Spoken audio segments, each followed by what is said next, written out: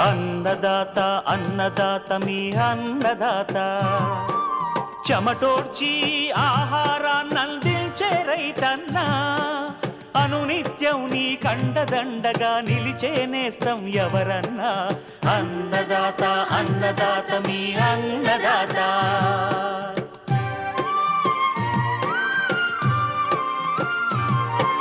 నూతన రీతుల సాగుబడికి, నూరింతలు పెరిగే దిగుబడికి సూచనలిచ్చే సస్య రక్షణకు, పశు పోషణకి శాస్త్ర విజ్ఞానం అందించి ముందుకు నడిపే తెలుగు రైతు భారతదేశానికి మకుటం అయ్యేలా తీర్చిదిద్దే ఆశయంతో మిమ్ము మేలు కొలిపేది అన్నదాత.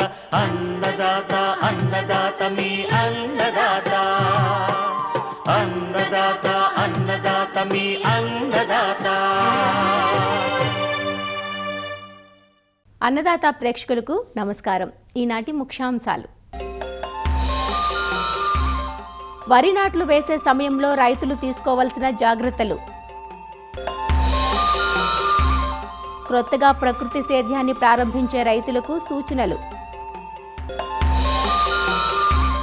తోటకళను సంతరించుకుంటున్న సీతాఫలం సాగులో మెలకువలు,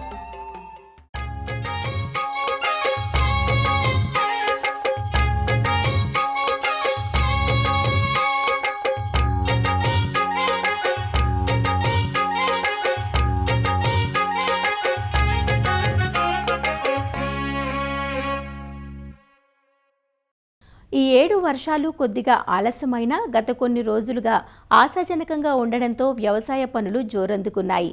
ఇప్పటికే చాలా మంది రైతులు వరి నార్లు పోసుకొని ఉన్నారు. అయితే ఇటీవల కురిసిన అధిక వర్షాలు, వరదల వల్ల కొన్ని ప్రాంతాల్లో నారు కొట్టుకుపోగా కొన్ని ప్రాంతాల్లో మాత్రం నాట్లు వేసుకోవడానికి అనుకూలిస్తున్నాయి. 20 నుంచి నెల రోజులు వయసున్న నారును నాటుకోవడానికి వాడుకోవచ్చు. అయితే ప్రధాన పొలంలో నాట్లు వేసుకునేటప్పుడు రైతులు పొలం తయారీ, మొక్కల సాంద్రత, ఎరువులు, నీటి యాజమాన్యం వంటి అన్ని శాస్త్రీయ అంశాలను దృష్టిలో ఉంచుకున్నట్లయితే పైరు త్వరగా కుదురుకొని బలంగా ఎదిగి మంచి దిగుబడులను ఇచ్చే అవకాశం ఉంది. సార్వా వరి నాట్లు వేసే సమయంలో ఎలాంటి జాగ్రత్తలు తీసుకోవాలో సూచిస్తున్నారు ఆచార్య ఎన్జీ రంగా వ్యవసాయ విశ్వవిద్యాలయం పరిశోధనా సంచాలకులు డాక్టర్ పాలడుగు సత్యనారాయణ. ఈరోజు మనం వరి నాట్లో మెళుకువలు, అంటే ముఖ్యంగా అధిక దిగుబడులు పొందటానికి ఏ మెళుకువలు పాటించాలన్న అంశం మీద మనం చూద్దాం. పొలం తయారీ అనేది చాలా ప్రాధాన్యత అంశం. 2 నుంచి 3 సార్లు బాగా పొడితుక్కు చేసి ఆ తర్వాత నీళ్లు పెట్టుకుని చదును చేసి నాటడం ఒక విధానం. అలాగే దమ్ము చేసి నాటడం అన్నది ఒక విధానంగా మనం చూస్తున్నాం. ఏదేమైనప్పటికీ భూమి యొక్క తయారీ, అంటే పొలాన్ని బాగా దమ్ము చేసుకోవడం ద్వారా చేసుకున్నట్టే అటు నీరు పొలంలో ఇంకిపోకుండా చూడటంతో పాటుగా కలుపు కూడా బాగా సమగ్రవంతంగా మనం నివారణ చేసుకున్నట్లవుతాం. ఇది ప్రధానమైనటువంటి మెలుగుగా చెప్తాం.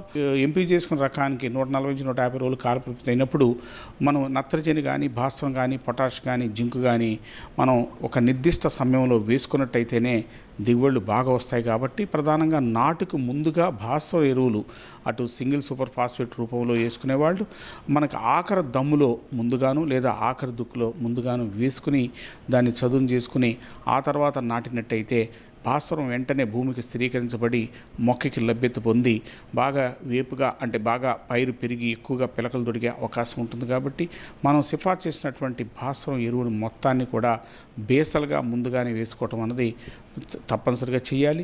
ఇది చాలామంది ఇటీవల కాలంలో లేబర్ సమస్య వల్ల కానీ ఇతర సమస్య వల్ల కానీ చేయలేకపోతున్నారు. వారికి ఒక చిన్న మెళుకు ఏంటంటే మనం నాటిన 5 నుంచి 10 రోజుల్లోపు ఈ భాస్వరం ఎరువుని అటు కాంప్లెక్స్ రూపంలో కానీ ఇతర రూపంలో అందించగలిగితే దానివల్ల కూడా బాగానే ఫలితం ఉంటుందని చెప్పుకోవచ్చు. దీంతో పాటుగా పొలాన్ని బాగా దున్నిన తర్వాత 2 నుంచి 3 రోజులు ఆఖరి దమ్ము అయిన తర్వాత పొలాన్ని నిలవగట్టి, అంటే బాగా మాగి బాగా సెటిల్ అయ్యే విధంగా, అంటే మనం దమ్ము చేసిన తర్వాత భూమి ఈ బాగా సెటిల్ అయ్యే విధంగా చూసుకుని తగు మోతాదులో నీరు, అంటే మరీ ఎక్కువగా 2 నుంచి 6 సెంటీమీటర్ల నీరు పెట్టుకుని నాటేటువంటి పరిస్థితి చాలా ప్రాంతాల్లో ఉంది. అది తప్పు. అలా కాకుండా 1 నుంచి 2 సెంటీమీటర్లు లేదా 3 సెంటీమీటర్లు ఎత్తు వరకు నీరు పెట్టుకుని మనం నాటుకున్నట్టయితే మనకి ఏంటంటే పైపైన నాటుకోవటం సాధ్యమవుతుంది. అలాగే నారు వయసు కూడా చాలా ప్రాధాన్యత సబ్జెక్టు. దీర్ఘకాలిక రకాలైనప్పుడు సుమారుగా 30 నుంచి 35 రోజులు నారు వయసున్న నారుని మనం నాటుకుంటాం. అలా కాకుండా స్వల్ప మధ్యస్థ కాలపరిమిత రకాలు సాగు చేసుకున్నప్పుడు అది 3 నుంచి 4 వారాలు వయసున్న నారు, అంటే 20 నుంచి 25 రోజులు వయసున్న నారు మాత్రమే పీకి మనం నాటుకున్నట్టయితే పిలక బాగా చేసి మంచి దిగుబడులు పొందేటువంటి ఆస్కారం ఉంటుంది. ముఖ్యంగా మొక్కల సాంద్రత మనకి ఎటు చూసినా కానీ ఒక చదరపు మీటర్కి 33 మూలలు ఉండే విధంగా నాటుకోవటం అనేది తప్పనిసరిగా చేయాలి. ఇటీవల కాలంలో లేబర్ సమస్య ఉండటం వల్ల ఒక ఎకరానికి 8 నుంచి 10 మంది ఒకప్పుడు నాటే విధానం నుంచి ఒక ఎకరానికి 4 నుంచి 6 నాటేసి దూరంగా నాటేయటం వల్ల దిగుబడులు కూడా గణనీయంగా తగ్గుతున్న పరిస్థితి ఉంది. కాబట్టి తప్పనిసరిగా నాటులో ఈ మెలుగు పాటించాలి. అలాగే ప్రతి మూనకి కూడా అంటే కుదిరికంటాం 2 నుంచి 3 కర్రలు పెట్టాలి. అదే కానీ కుచ్చులుగా 5-6 కర్రలు పెట్టి నాటాల్సినటువంటి అవసరం లేదు.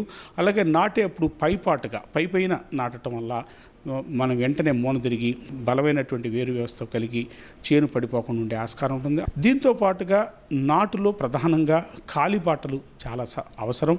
ప్రతి 2 నుంచి 3 మీటర్లకి కాలిబాటలు 20-30 సెంటీమీటర్లు బాట 3 మీటర్ల వ్యత్యాసంలో మనం తీసుకుని ఆ విధంగా చేసుకున్నట్టయితే ముఖ్యంగా మంచిగా గాలి సోకి ఏపుగా పైరు పెరగడంతో పాటుగా అటు ఎరువుల యాజమాన్యం కానీ కలుపు మందుల యాజమాన్యం కానీ లేదా పురుగు మందుల పిచికారీకి ఈ కాలిబాటల వల్ల నిర్దిష్ట మోతాదులో వేయాల్సినటువంటి ఎరువులు సమానంగా పొలం మొత్తం పడటానికి ఆస్కారం ఉంది. అలాగే నారుమడిలో నారు తీసే ముందుగా 2 రోజుల ముందు యూరియా వేసి తీసేటువంటి పరిస్థితి కొంతమేర ఉంది. అది తప్పు. నారు మనం ఎప్పుడైతే పొలంలో నాటుతామో వారం ముందుగానే ఆఖరి కోట నత్రజని వేసుకోవటం వల్ల నారు ఏంటంటే పొలంలో నాటిన తర్వాత తొందరగా మూన తిరిగే ఆస్కారం ఉంది. అంటే యూరియా పొట్టు మీద ఉన్నటువంటి నారు నాటినప్పుడు అది త్వరగా మూన తిరగదు. అది రైతు తప్పనిసరిగా గ్రహించుకోవాలి. ముదురు నారు వేసేటువంటి పరిస్థితులు కొన్ని సందర్భాల్లో వచ్చినప్పుడు ఆ ముదురు నారులో కూడా దిగుబడులు తగ్గకుండా ఏ పద్ధతిలో ఆశించాలని చూసినప్పుడు 50-60 రోజులు నారు కనుక వేసుకోవాల్సిన సందర్భం వచ్చినప్పుడు చదరపు మీటర్కి 44 మూలలు ఉండే విధంగా దగ్గరగా వీలైతే 3-4 కర్రలు ఒక కుదురుకు ఉండే విధంగా, అంటే ఇక్కడ కుచ్చులుగా పెట్టినా నష్టం లేదు. ఎందుకంటే మనకు తెలుసు వయసు మళ్ళినటువంటి నారులో పిలక చేసే శక్తి గణనీయంగా తగ్గిపోతుంది. కాబట్టి చదరపు మీటర్లో అనుకున్నటువంటి వెన్నులు సంఖ్య రావాలంటే దగ్గరగా నాటుకోవటం, అలాగే కుచ్చులుగా నాటుకోవటం అనేది ప్రధానమైన అంశం. దీంతో పాటుగా ఎప్పుడైతే వయసు మళ్ళినటువంటి నారు వాడామో మనకు పిలక చేసే సమయం తక్కువ ఉంటుంది. కాబట్టి వేయవలసినటువంటి ఎరువులు ముఖ్యంగా భాస్వరం ఎరువు అంతా కూడా నాటుకు ముందుగాను, అలాగే నత్రజనిని ముఖ్యంగా యూరియా రూపంలో వేస్తుంది దాన్ని 2 దఫాలుగా 3 దఫాలుగా వేయవలసిన దాన్ని 2 దఫాలుగా ఎంపిక చేసుకోవటం వేయటం వల్ల మనకి ఈ ముదురు నారులో త్వరగా అంటే నత్రజని అందటం వల్ల త్వరగా పిలక చేసి దాని వయసు ఏదవుతుందో ఆ సమయంలో ఎక్కువ పిలక చేసేటువంటి ఆస్కారం ఉంటుంది. కాబట్టి ఈ ఎరువుల యాజమాన్యం కూడా 2 సార్లుగా వేసుకోవాల్సిన అవసరం ఉంది. అలాగే ఈ పొటాష్ రూపంలో కూడా చూసినట్టయితే పొటాష్ వేయాల్సిన పొటాష్ 40 నుంచి 50 కిలోలు ఆయా ప్రాంతాలను బట్టి మనం చెప్తూ ఉంటాం. ఇది 20-25 కిలోలు మొదటి దశలో, మరొక 20-25 కిలోలు ఆఖరి దశలో అంటే అంకురార్పణ దశలో యూరియాతో కలిపి వేసుకున్నట్టయితే ఈ ముదురు నారులో కూడా అధిక దిగుబడులు పొందడానికి ఆస్కారం ఉంది. అలాగే ఈ ముదురు నారు వాడినప్పుడు ముఖ్యంగా రైతు గ్రహించవలసిన అంశం ఏంటంటే బాగా నారు ఎత్తు పెరుగుతుంది. కాబట్టి నారు తీసే ముందు కొంచెం కొనలు అంటాం, వాటిని తుంచి నాటుకున్నట్టయితే కూడా ఉపయోగం ఉంటుంది. ముఖ్యంగా నాటే ముందు నాటులో ఎక్కువ నీరు పెట్టి నాటకుండా ఉండటం, అలాగే నాటిన తర్వాత సుమారుగా 1 నుంచి 2 అంగుళాలే నీరు ఉన్నట్టయితే బాగా పిలక చేసి దిగుబడులు కూడా రావటం, అలాగే కాలిబాటలు తీసుకోవటం, అలాగే సమగ్ర సస్యరక్షణతో పాటు సమగ్ర ఎరువుల యాజమాన్యం కూడా మనకి చేసుకున్నట్టయితే రైతాంగం అధిక దిగుబడులు పొందటానికి ఆస్కారం ఉంటుంది.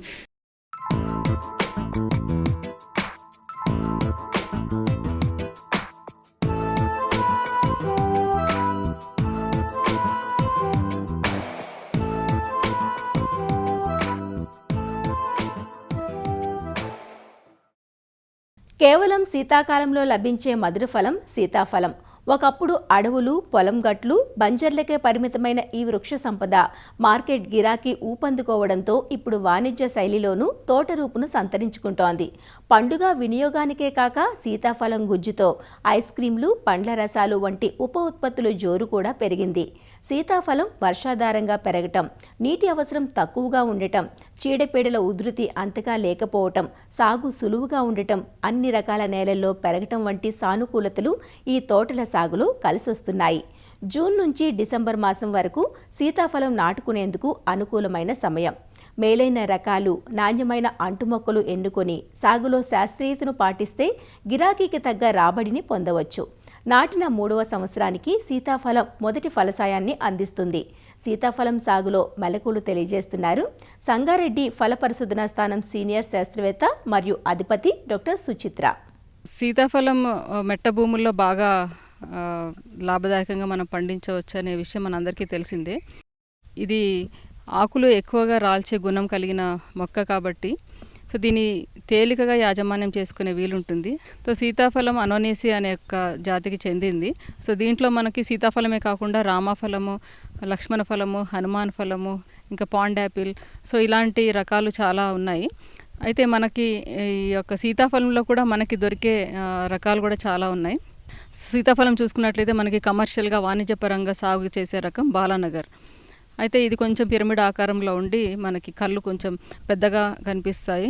అయితే ఇది వాణిజ్యపరంగా బాగా సాగు చేస్తారు. కానీ ఈ పండ్లు మనకు సహజ సిద్ధంగా దొరికే ఒక పండు.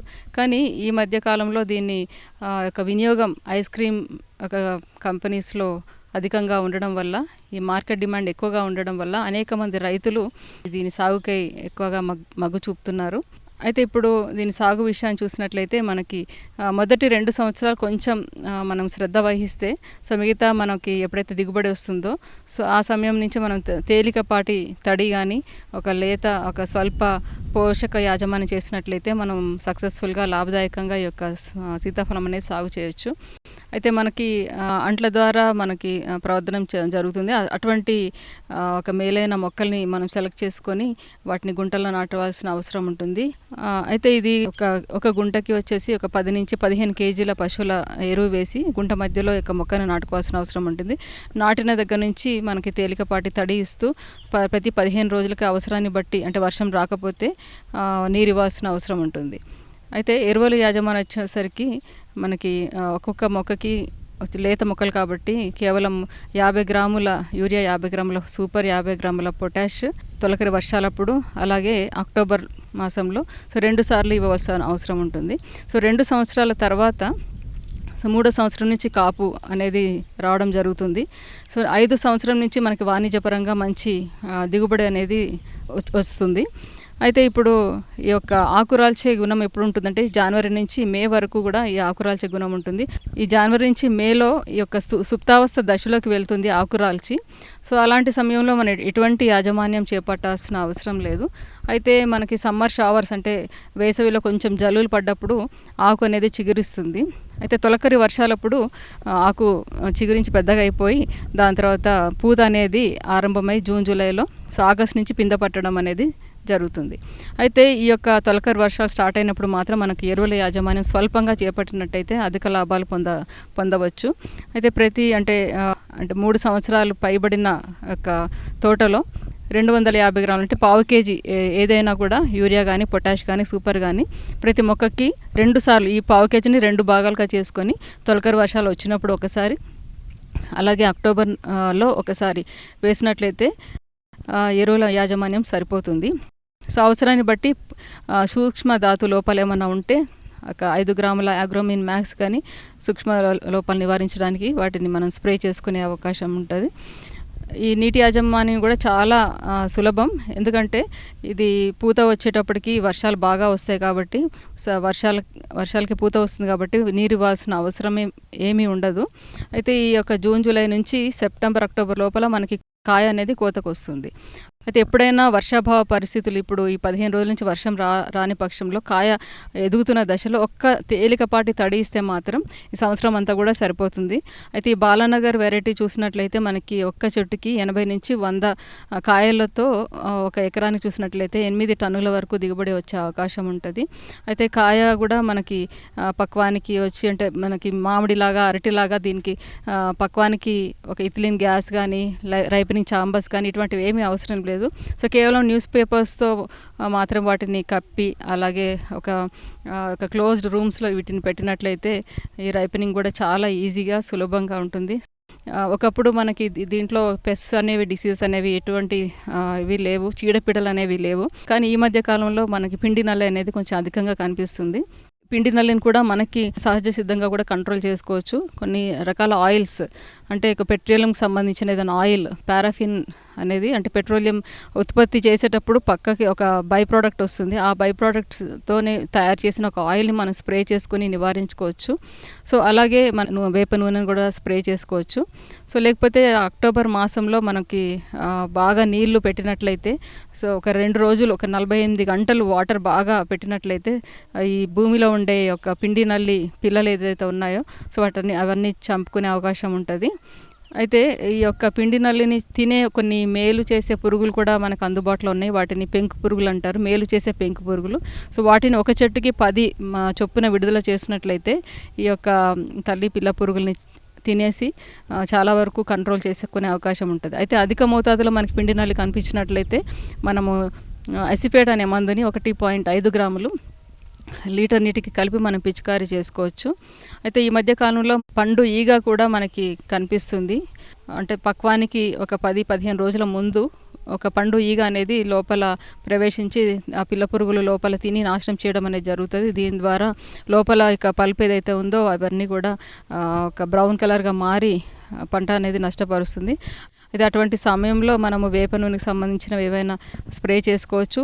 లేకపోతే మిథైల్ యూజనల్ ట్రాప్స్ అనేవి మనం అక్కడక్కడ ఆకర్షణకు బుట్టలు పెట్టినట్లయితే సో అందులో పడి ఇక ఫ్రూట్ ఫ్లై ఏదైతే ఉందో అది పడి చనిపోయే అవకాశం ఉంటుంది. సో ఈ యాజమాన్యాలన్నీ పాటించి రైతాంగం మేలు పొందవలసిందిగా, లాభదాయకంగా సాగు చేయవలసిందిగా కోరుతున్నాం.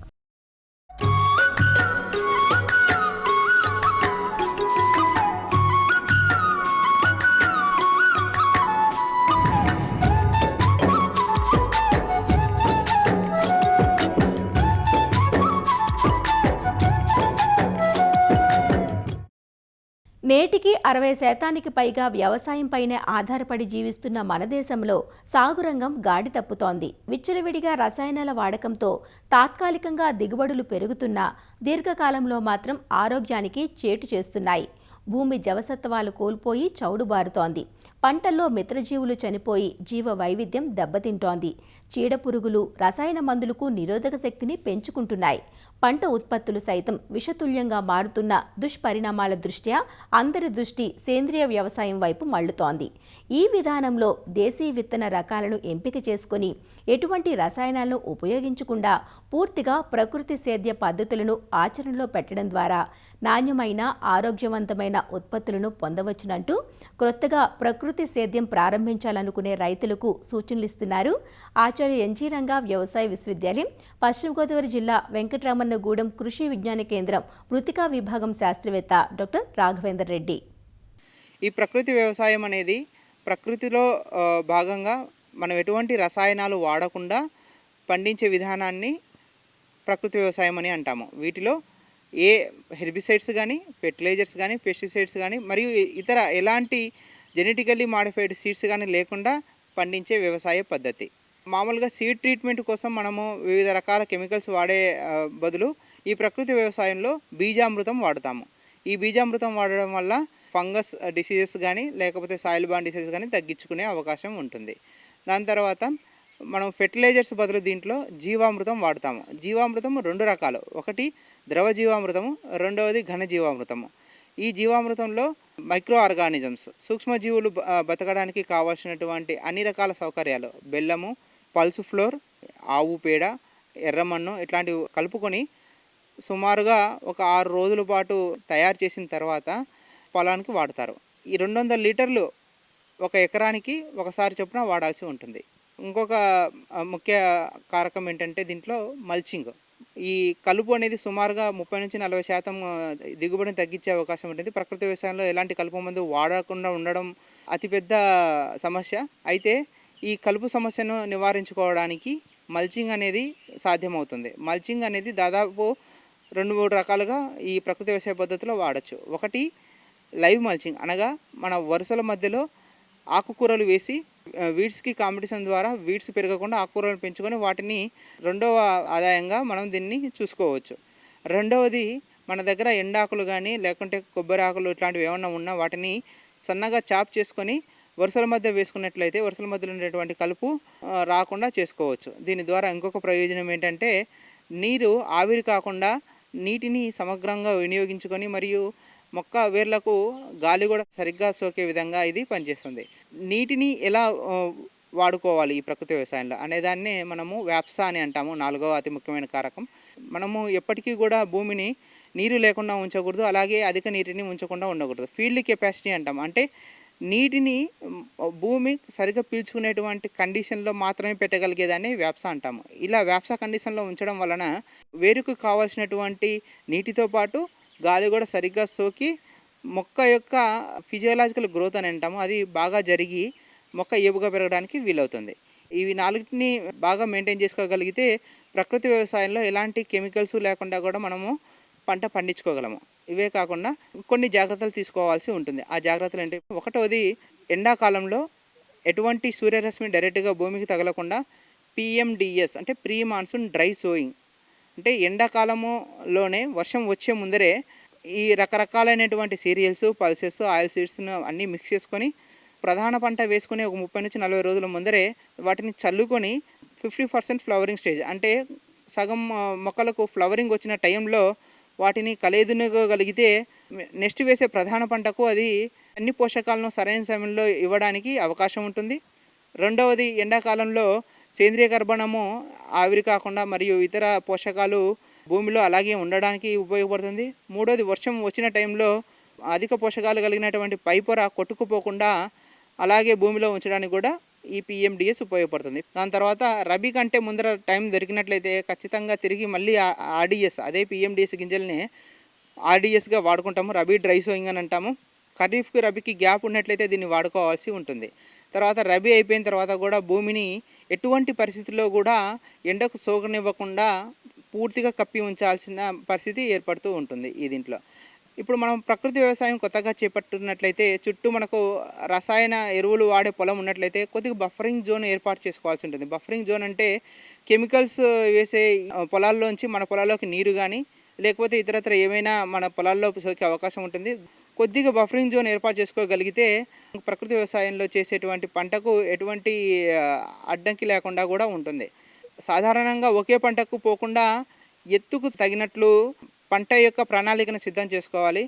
నీటి సౌకర్యం బాగా ఉన్నట్లయితే ఎత్తుకు తగినట్లుగా, ఎగ్జాంపుల్గా కింద ఆకుకూరలు, దానిపైన ఇంకొద్దిగా ఎత్తుగా ఉండేటువంటి కూరగాయలు, దానిపైన ఏమన్నా జొన్న, మొక్కజొన్న లాంటివి, దానిపైన కొబ్బరి, కొక్కో లాంటి పంటను, ఇలా ఏదైనా 3-4 పంటలను ఒకే సమయంలో ఒక భూమిలో వాడుకున్నట్లయితే అధిక లాభాలు సాధించవచ్చు.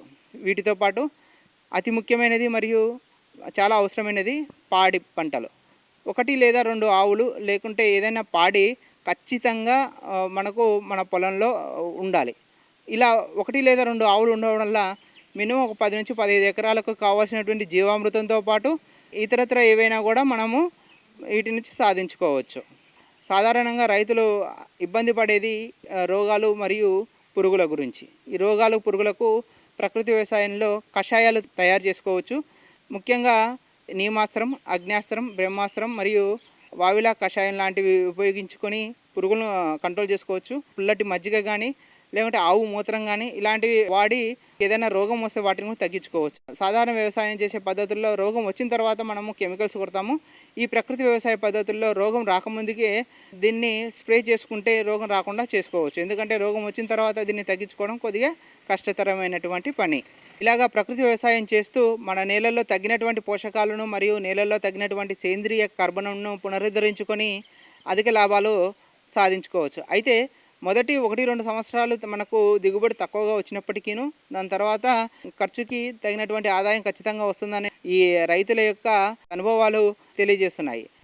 మరిన్ని విభిన్న అంశాలతో రేపటి అన్నదాతలో మళ్ళీ కలుసుకుందాం. అంతవరకు సెలవు, నమస్కారం. అన్నదాతలు తమ సందేహాలు, సమస్యలను 1800-425-4085 టోల్ ఫ్రీ నంబర్లో ఉదయం 10 నుంచి 11 గంటల మధ్య పని దినాలలో సంప్రదించగలరు. ఈ కార్యక్రమాన్ని యూట్యూబ్లో www.youtube.com/అన్నదాత ఈటీవీ లింక్ ద్వారా వీక్షించవచ్చు. అన్నదాత కథనాలు ఈటీవీ విన్ మొబైల్ యాప్లోనూ వీక్షించండి.